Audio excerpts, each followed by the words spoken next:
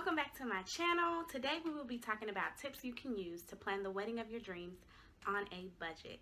Yes, it's possible. I did it, and so can you. So first, I would like to congratulate those of you who are engaged. Congratulations to you. Enjoy every moment of this time. This is probably the most exciting time in your life and the biggest decision you will ever make in life. So make sure you decided on the right one. Now, pray about it, seek God about it. Seek his face while he may be found. Hallelujah. Ooh, I felt that thing. Seek his face about it because he's a keeper to those who want to be kept. Now that's the key. You gotta want to be kept. I just want you all to remember to enjoy this time, and hopefully there's something that I can say to help you through your planning process and allow it to go that much smoother for you. Let me be a little more clear about how I'm going to present this video. So I'm just going to be sharing tips with you that I use to plan my own wedding. I am not a wedding planner. I'm not a professional, but I did plan my wedding on a budget. The budget that I am going off of is a $10,000 budget. Now that you are engaged, decide on a date. Decide what time of year you want your wedding. Do you want it in the summer, spring, winter, or fall? Next, decide on the month, and then decide on the day. Remember that your day can change simply because depending on the venue you choose, that date may already be booked up. Your date for your wedding will set the pace for every deadline that you have to meet.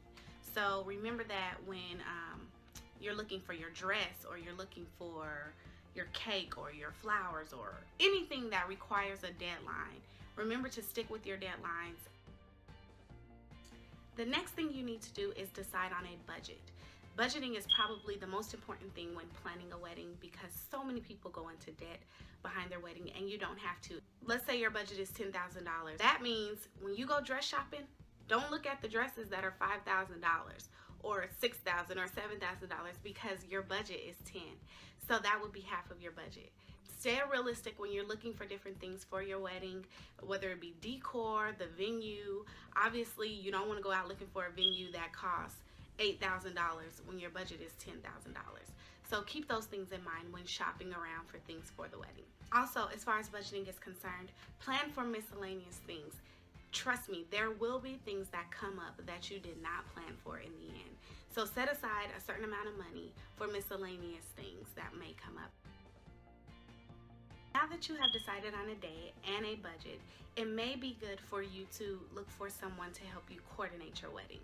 Coordinators and wedding planners are very expensive. For my coordinator, I used my sister.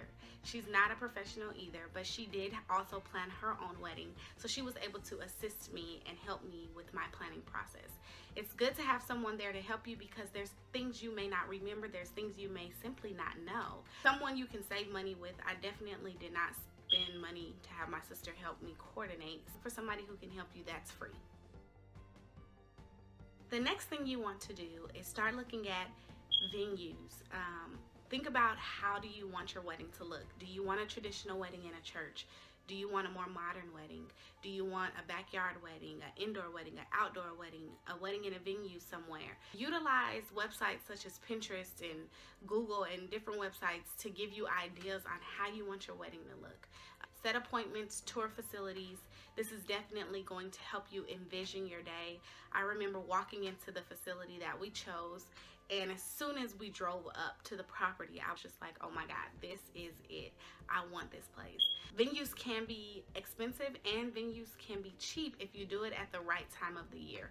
So I will just say that there is a wedding season. April to September is what they consider wedding season, so it's going to be more expensive to host your wedding at a particular venue during those months. If you do it on an off month, anywhere from October to March, then you're more likely to get a cheaper rate. There's also a cheaper price depending on the day you choose and the time you choose. So obviously, if you choose your wedding on a Saturday, that's the most popular day for weddings, so it's going to be the most expensive. If you choose a weekday, it's going to be a lot more cheaper. For instance, we had our wedding on a Friday night.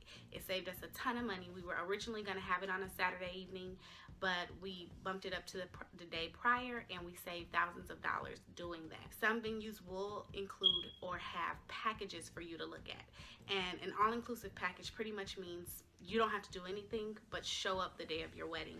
Just be budget conscious when picking your venue and looking at packages if you choose to go that route. Now that you have chosen a venue, let's start looking into catering. Reception is going to be the bulk of your cost, simply because food is expensive.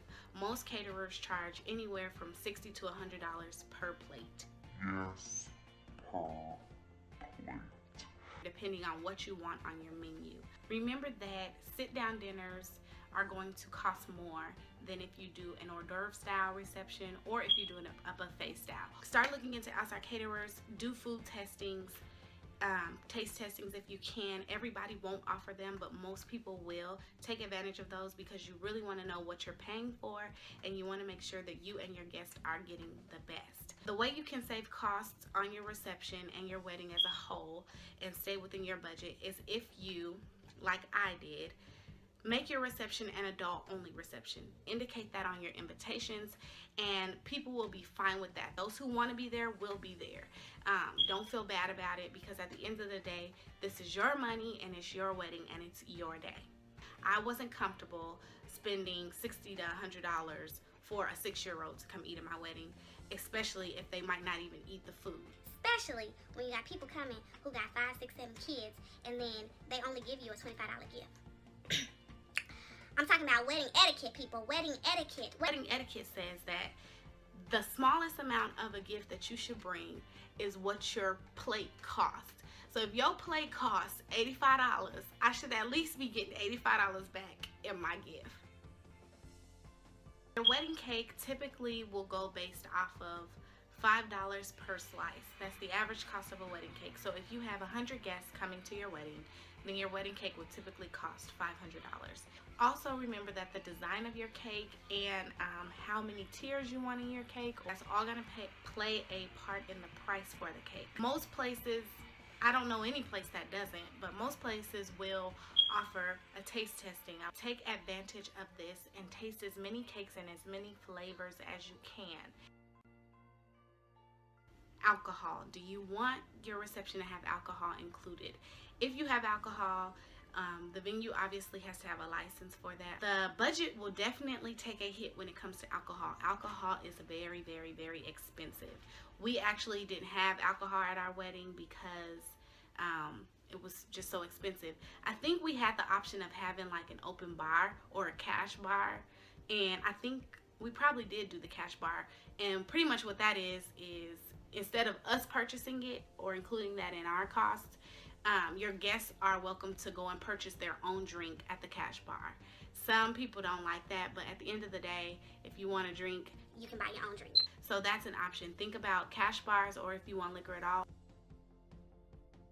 So besides the venue and catering, another major part of your budget will go towards photography. Wedding photographers just aren't cheap. Anything really with the title wedding connected to it, the prices are hiked up. You can save a lot of costs on this if you know somebody who does photography. I say take full advantage of that. It will save you a ton of money in the long run. However, please be sure that their quality and their work is top of the line, because at the end of the day, the last thing you have to remember your wedding is your photos and a video if you choose to have a videographer. Oftentimes, photographers will include wedding packages in their cost. So you'll get an engagement session if you haven't had one already. You get the wedding session, and then you might get an album or you might get some photos thrown in there for free. Look for those type of things. But again, if you know somebody, I say go that route. We definitely saved money that way. The next thing you want to start thinking about is your guest list. Decide how big you want your wedding. Do you want a small, intimate wedding, or do you want a large wedding where you can invite everybody? Remember that the amount of people you invite will determine your budget. Also keep in mind that everyone you invite will not show up. Things happen. People get sick. People can't take off of work. People can't travel. Unfortunately, people die. So everyone you invite will not show up. And they say to typically expect for 25% of your list to not show. That's just the average number that wedding coordinators give. The next thing you need to think about is your colors and your decor. Also, if there's a theme that you want for your wedding. Are you picking a venue that requires a lot of decor, or is the venue you're choosing already kind of immaculate so that you don't have to do much to it? Our wedding was outside, our reception was inside, but it was like in a backyard type of garden. We didn't have to do much decor at all because it was so beautiful already. Look for somewhere that you don't have to fix up a lot, because that will save you money. Decorations add up. And then if you can, do a lot of DIY. For my reception centerpieces, I did DIY. One of the things that I really wanted at my wedding was flowers. I wanted flowers galore. I wanted flowers everywhere. I wanted flowers on the floor, on the tables, on the ceilings, on the walls. I just wanted a lot of flowers. But fresh flowers are very, very, very, very expensive. Don't be so stuck in having certain things. Have an open mind throughout this process. Silk flowers are definitely an option if you can't afford fresh flowers. I was able to afford fresh flowers because I ended up going through someone outside and I ordered my flowers wholesale. That's also another thing you can do. Order your flowers wholesale, and if you know somebody who does arrangements, have them put them together. That will save you a ton of money. I ended up spending $100 on all the bouquets. There were 7 bouquets, including mine. It was 8, and 8 boutonnieres. So $100 for 8 bouquets and 8 boutonnieres, where they doing that at? They not. The next thing I want to talk about is bridesmaids and groomsmen. Who do you want to be a part of your big day? Sometimes your bridesmaids or your groomsmen may not be able to be a part, or they may back out because maybe they can't afford it, maybe they can't come, whatever the case may be. It happens. So be prepared for that. When looking for your bridesmaid dresses, you want to pick something that's going to be flattering for all body types. If you have someone in your wedding who's a size 0 and someone who's a size 18, pick a dress that's going to look good on both of them. It's going to make everything else look good throughout the ceremony. It will be cheaper for you to find a dress off the rack versus having to order something or having something custom made. That will cost a lot more. If you're somebody who is particular about the hairstyle you want the girls to wear, the shoes, the jewelry, all that stuff, it can get pricey for some people. So keep that in mind when picking, you know, the design of how you want them to look. I did not care the style of shoe or the shoe that my girls wore. I did give them like an idea. I told them I wanted it to be open toe and I wanted it to be gold. So they all wore different shoes because I didn't want them to be required to buy a $60 shoe if they couldn't afford it. It's the same with the hairstyle. They kind of got to do whatever they want with their hair. I wasn't very particular about that. And then I purchased their jewelry for them so that they didn't have to worry about buying their jewelry. So those are ways to help your bridesmaids and groomsmen out. And that was my gift to them, thanking them for being a part. The next thing I want to talk about, which is probably one of the most exciting things, is your dress, your bridal gown.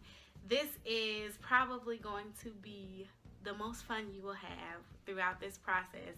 I say try on as many different styles as you can. You may have a particular style in your mind, and that's fine, but give yourself the chance to actually try on different styles to see how your body looks in them. You might actually fall in love with a style that you never thought you would have liked. So try to stay away from dresses that are not in your budget. If there's a particular style that you're looking for, or a particular dress that you're looking for that's not in your area, it may be close by. The other option is looking online. I actually purchased my dress online. It was the absolute most scariest thing I've ever done. I was paranoid, I was worried, but it was everything I imagined it would be and more. I will link the website that I bought my dress from in the description box. However, before purchasing the dress online, I did try on the style of that dress many a times at different bridal shops, and I did do research from the wedding website that I purchased it from, and I did have a lot of conversation with the seller. I got a really good deal doing it that way, because had I bought it directly out of the store, it would have cost me $2,800, something like that. Ended up getting it for, y'all ain't ready for this, y'all. I ain't even gonna tell you how much I got it for. Okay, I will. I ended up spending $600 on my dress, and it was originally $2,800. But long story short, the website I went through is a pre-owned wedding dress site, and the girl who purchased it called off her wedding, unfortunately. So the dress was brand new. It was brand new, tags and everything. It was still at the shop. She never went and picked it up after she purchased it. And she spent $2,800 on it, but they called off their wedding and she wanted to get rid of it. She didn't want to bring it home, so she never went and picked it up. So when she sold it to me for $600, obviously it was a bad breakup, because anybody spending $3,000 on a dress and just giving it away for $600, I mean, they must just really want to get rid of it. so I was happy. I was ecstatic. I was so happy. She sold it to me and she shipped it to me all the way from Philadelphia or Pennsylvania or something, and I lived in Colorado at the time. Got the dress. It was amazing. Again, like I said, I had tried on that style of dress a ton of times before I actually purchased it. I didn't actually find that particular dress in any of the stores that I went to, but the style of that dress is very, very popular and very common. So I knew that the style would look good on me. So I took a chance and I purchased it online, and I got it, and it was amazing. When it comes to makeup, I say look for somebody who will offer you a good discount and somebody who you know and whose work you can trust. I used one of my good friends. She did my makeup and all the girls' makeup, as well as the mother's makeup. So she did my mother, and I think she did my husband's mother. I can't remember. But she did all of our makeup, and she offered us a great discount. So she was able to achieve the look that I wanted. And honestly, I think I kind of just let her do her thing because I trusted her that much. Moving on to music. Start thinking about what music you want played during your ceremony and what music you want played during your reception. Start creating playlists for whether you're going to have CDs playing, whether you're going to have a live band. During my ceremony, we had an acoustic guitar player, and he was amazing. He played throughout the entire ceremony, so he did prelude music before the wedding started for like 30 minutes, and then I gave him all the songs to learn for the ceremony, and he learned each one. He actually sang. I think he sang for me when I walked down the aisle. Yeah, he did. He played and sang for me when I walked down the aisle, and it was just amazing. For our reception, we had a DJ and a live band because I really wanted a live band. My husband really wanted a DJ, so we ended up getting both.